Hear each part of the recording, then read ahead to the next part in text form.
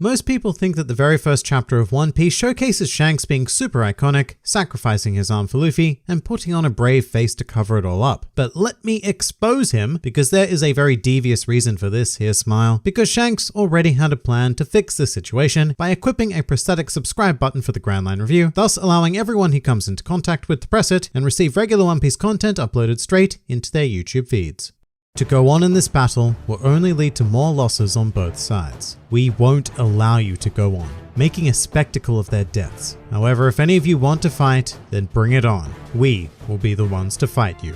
Hello and welcome to One Piece 101, the series that breaks down everyone and everything in the One Piece world. And today we are going to be examining one of the most powerful and profoundly influential crews to have ever existed in the series, being the Red Hair Pirates. The Red Hair Pirates are a crew most notoriously led by their namesake captain, Red-Haired Shanks, and with that alone this group immediately has quite the pedigree attached to it, because Mr. Shanks just so happened to serve as a rookie pirate aboard the Ora Jackson, which was captained by the former pirate king Gol D. Roger. And during this time it really must be stressed that Shanks was but a tiny lad, who as far as we know was part of the crew at the tender age of 9 years old, and would remain with the group until Roger disbanded the crew, by which point Shanks was at least 14. 1 year later this boy would go on to witness Roger's execution at Logtown, throwing the teenager into a pit of despair, but one that he would indeed eventually overcome, and he decided that he would form his own pirate crew. And this moment would be the inception of the Red Hair Pirates. However, the first piece of evidence we have on their activity would come 2 years down the track, when alone Shanks would arrive at Syrup Village in search of a man named Yasopp, whom he asked to join his crew. Now this scene would appear to imply that Yasopp was the first official member of the Red Hair Pirates, barring Shanks himself of course, but then again it could also very well be the case that Shanks just went to the island alone for reasons, I guess. Of course, it should be noted that Yasopp is the father of Usopp, who would go on to join the Straw Hat Pirates, and just while we're here, fun fact, at this very moment that Shanks was recruiting Yasopp, a certain sheep butler on the island was hard at work designing the Going Merry, the future vessel of the Straw Hat Pirates. But following this, Shanks would go on to assemble quite a crew over the years, including many world-renowned names such as Ben Beckman, a stern, level-headed individual who is said to be the man with the third highest IQ in all of East Blue. However, let's be fair here, his competition is not exactly fantastic, because second and third places allegedly belong to Captain Kuro and Nami respectively. So East Blue does not appear to be well known for producing wildly intelligent beings all that often. Despite this, Ben is a pretty chill guy at heart and certainly enjoys drunken shenaniganry with the crew. Oh, and of course Ben Beckman also has the distinction of being the first mate of the Red Hair Pirates, putting him in second in command behind only Shanks himself. Then there's also Lucky Roo, a very well-rounded individual, both physically and in terms of personality, who is most often seen living out Luffy's dream of always having a chunk of meat in hand to nom on. And Roo, in contrast to Ben, seems to be incapable of performing anything less than a glaringly wide smile at all times, which along with his extremely bright taste in fashion makes him a definite highlight of the crew and generally the life of the party. And although Roo's exact role in the crew is unknown, he is designated as an officer. And as we mentioned before, we do also have Yasopp, who serves as the sniper of the Red Hair Pirates, and just as with Roo and Ben, he is also an officer class member. And at this point in the story, these were the only named members of the crew. However, it should be said that the Red Hair Pirates gathered a small legion of trusted members who remained and would grow with the group from its humble beginnings all the way to its utter domination of the seas. And I'm sure that one day we will find out who these individuals are, but that day is sadly not quite today. Speaking of seafaring dominance though, even at this stage the Red Hair Pirates were becoming a notorious name all over the world, with Shanks in particular becoming well known for his consistent duels with the man who would go on to become the world's greatest swordsman, Drakeo Mihawk. And these battles were said to send echoes throughout the entirety of the Grand Line. However, arguably one of their greatest impacts on this planet would come in the most unlikely of places, as for reasons currently unknown to us, the Red Hair Pirates would come to spend a year of their lives in East Blue, quite specifically on Dawn Island, which is where they got to know our series protagonist Monkey D. Luffy, who became inspired to pursue the path of piracy and even repeatedly begged Shanks to allow him to join the Red Hair Pirates. And of course Shanks repeatedly denied him this opportunity due to Luffy being too young, which is, you know, kind of hypocritical, because when you think about it, Shanks was only 2 years older than Luffy when he was first spotted with the Roger Pirates, so In any case, what would follow would be an altercation with a man known as Higuma the Bear and his bandits, whom the Red Hair Pirates summarily dismissed. However, in the effort to rescue Luffy from Higuma, as well as the Lord of the Coast, Shanks would sacrifice his left arm, although he would go on to consider it an investment in the new age, even leaving Luffy with his straw hat and asking the boy to return it to him when he became a great pirate, thus setting the events of One Piece as we know it into motion. And with this, the Red Hair Pirates left the island and would eventually return to the Grand Line, where several years after meeting Luffy, Luffy, Shanks would be approached by a man named Portgasty Ace, the alleged brother of Luffy, who wanted to thank Shanks directly for saving Luffy's life, after which the Red Hair Pirates did what they do best and threw a party. And not only that, but years later, once again during another one of their famed parties, the crew would be visited by Shanks' old rival Draco Mihawk, who came bearing a wanted poster featuring Luffy, who had just received his very first bounty of 30 million berries. Now after all of this, I feel like I may be giving you the wrong impression of the Red Hair Pirates, as they very much sound like a drunken horde, but that is only some of the time. In reality, if we could sum up the lifestyle of the Red Hair Pirates in one quote from The Simpsons, it would be, "We work hard, we play hard." And that work would pay dividends, as 6 years before the commencement of Luffy's journey, Shanks would become recognized as one of the 4 Emperors of the Sea, with the Red Hair Pirates expanding their power and influence to carve out their own mighty claim on this world. And furthermore, the Red Hair Pirates have been playing a large role in the background of the series, specifically in regards to the figure of Marshall D. Teach, who would come to be known as Blackbeard. In fact, Blackbeard was the person responsible for giving Shanks that scar on his face, which would then be incorporated onto the flag of the Red Hair Pirates. Sadly though, Shanks and his group would appear to be the only group in the world that was concerned about Blackbeard whatsoever, as demonstrated when Shanks sent an envoy to the Whitebeard Pirates, which were the crew that had formerly housed Blackbeard. This envoy's name was Rockstar, and we haven't spoken about him before now because he had only recently joined the crew at this point and touted a massive bounty of 94 million berries, which, let's be fair, that was huge at the time, given that Luffy's bounty had just ticked over to 100 million berries. And that kind of comparison should tell you quite a lot regarding the strength of the Red Hair Pirates. The fact that someone like Rockstar would be considered a rookie speaks volumes about Shanks and the officers. However, Whitebeard refused to hear Rockstar out, claiming that if Shanks wanted to send him a message, then he would need to come in person, which eventually he did, to express concern about Blackbeard, but this interaction went no better than the one with Rockstar, as it resulted in Shanks and Whitebeard clashing, as well as splitting the very sky above them open. And at this point, things were just that little bit too late anyway, as Blackbeard had set into motion a series of events that would come to reshape the world, having captured Ace, now a member of Whitebeard's crew, and prompting Whitebeard to attack Marine headquarters in an event known as the Paramount War. However, Whitebeard was only allowed to embark on this crusade thanks to the actions of the Red Hair Pirates, because another one of the 4 Emperors, being Kaido, had mustered his forces in an attempt to intercept Whitebeard prior to arriving at Marineford. And it's unknown at this point exactly why Kaido chose to do this, but Shanks prevented it and allegedly engaged in conflict with Kaido, or at least his forces. It's hard to say what happened because we never actually saw the event, we only really heard little tidbits about it, and in fact there's quite a few different ways it could have played out. In any case, using the sheer power of Shanks, the Red Hair Pirates were eventually able to either defeat, placate, or escape the Beast Pirates, and afterwards they made immediately for Marineford. However, by this time they were too late, as both Whitebeard and Ace had been killed in the battle that had been raging. However, this did not stop the Red Hair Pirates from becoming involved, with Shanks leaping into defensive combat against Admiral Akainu, and Ben Beckman going on to threaten Admiral Kizaru. After this, the main force of the Red Hair Pirates assembled, with Shanks making the bold declaration that if there was anybody who still wanted to fight, then they would be their opponents. To which the world government, the remnants of the Whitebeard Pirates, and the Blackbeard Pirates all said, "No thanks, we're good," and the Paramount War was brought to an abrupt end. Then, being the mostly honorable fellows they are, the Red Hair Pirates assisted the Whitebeard Pirates in their retreat from the Marine base, as well as arrangements for the burial of both Whitebeard and Ace. As for their next major conflict, well, it's another one of those unseen events, because the Red Hair Pirates are fantastic at operating in the background of this series. However, during the 2-year time skip, they would come to fight against a member of the Worst Generation, being Eustace Kid, which, let's just say things did not go well for Mr. Kid, and it would even cost him a left arm, which, funnily enough, is the same arm that Shanks himself lost all those years ago while saving Luffy. This outcome did not settle matters though, and Kid would go on to form an alliance with other members of the Worst Generation with the goal of taking down the Red Hair Pirates. Although that alliance didn't work out for Kid either, due to a spot of the old betrayal, but to this day he still holds a powerful vendetta against both Shanks and the Red Hair Pirates. And as for their next experience, the Red Hair Pirates would be featured on a cover story where they were seen attending the wedding of an unknown individual and reacting to the then new bounties of the Straw Hats. However, since then, only Shanks has been seen in the modern timeline, which was at the conclusion of Whole Cake Island, and finding himself in a most unlikely spot on the holy land of Marijois, requesting an audience with the 5 Elder Stars in order to discuss a certain pirate. Some more fun facts about the Red Hair Pirates. The flagship vessel of the Red Hair Pirates is a mighty beast known as the Red Force, which we haven't seen very much of at this stage. However, it should be noted that this is not the same ship that the crew were using when they were stationed on Dawn Island, which was a much more simple vessel. So at some stage between then and now, the Red Hair Pirates upgraded to this beast of a ship. While the Red Hair Pirates are certainly the Emperor faction that we know by far the least about, we do have confirmation that, like most emperors, they do control their fair share of individual territory within the New World, which was confirmed during Bartolomeo's portion of the Grand Fleet cover story when he arrived on one of their islands and promptly burned the flag of the Red Hair Pirates, replacing it with that of the Straw Hat Pirates. Oh, and he also forcibly sold the townsfolk a wide variety of Straw Hat merchandise, much to their extreme shock and perpetual terror. Interestingly enough, in a strange alternate reality, it is entirely possible that Buggy could have been a member of the Red Hair Pirates because he was actually the very first person Shanks invited to join the crew. But Buggy, being Buggy, refused this offer outright, and of course would go on to have his own, let's say, relatively successful pirating career. In an extraordinarily rare set of circumstances for the One Piece world, the Red Hair Pirates appear to be the only collective considered an Emperor-level force that does not have any Devil Fruit users within it, or at the very least at this stage, there are no confirmed Devil Fruit users amongst them. That could very easily change in the future as more is revealed about them. Despite being a primarily background presence in the lifespan of One Piece, the influence of the Red Hair Pirates has actually spread into the real world, as their Jolly Roger was even adopted by the Japanese Coast Guard in an exercise where they were pretending to be a pirate vessel. And finally, a truly useless fact: just in case it wasn't obvious enough from their roles in the series, the way to distinguish an officer rank member of the Red Hair Pirates is that they each come adorned in a personalized cape, generally imitating their senpai Shanks. Although Yasopp's is fairly unique, what with all the stars and everything, plus he seems to prefer having it tied up, so yeah, in conclusion, capes are cool. And don't you even try to deny it. But that pretty much does it for the Red Hair Pirates. But what do you guys think? Please do leave your thoughts in the comments below, or even join my Discord server. And if you're keen for some more One Piece content, then please do go and check out some of my other videos, or even subscribe to the channel for regular One Piece amazingness delivered straight into your YouTube feed.